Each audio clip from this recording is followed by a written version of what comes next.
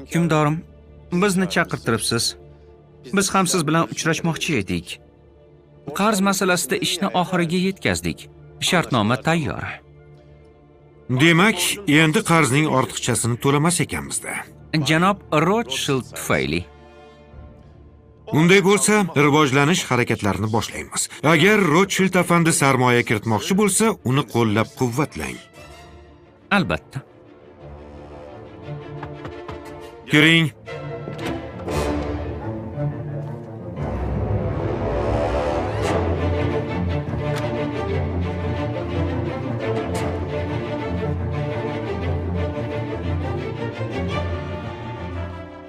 Hukmdorim, bir xat keldi. Muhim. O'qing.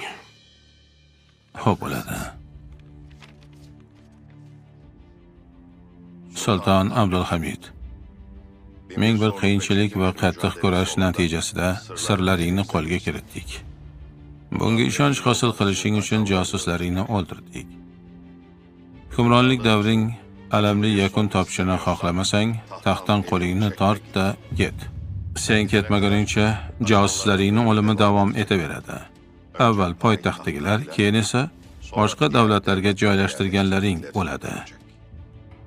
Bu xat senga berilgan oxirgi ogohlantirish bo'ladi.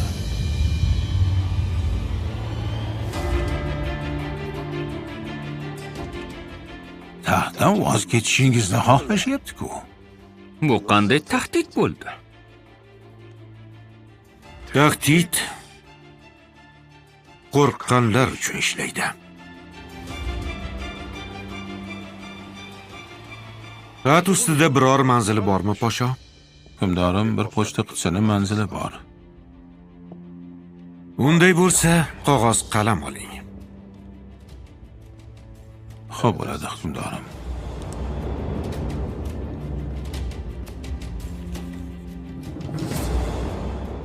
Shunday javob yozaylik, posho. Bizning sirlarimizni ta'qib qilishdan voz keching. O'sha siz o'ldirgan odamlarning hammasi o'zingizning odamlaringiz edi. Biz shunday siyosat yuritamizki, o'z odamlaringizni bizga hujum qilgan, aqldan ozgan odamlaringizni jazosini o'z qo'lingiz bilan berdingiz. Hamma bilib qo'ysin. Biz xiyonat qilganlarni bilamiz.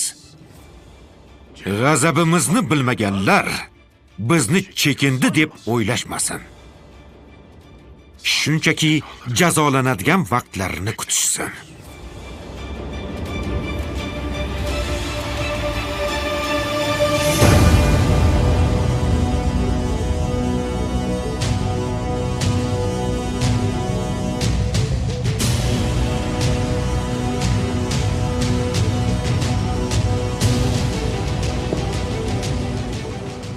La g'oliba illalloh.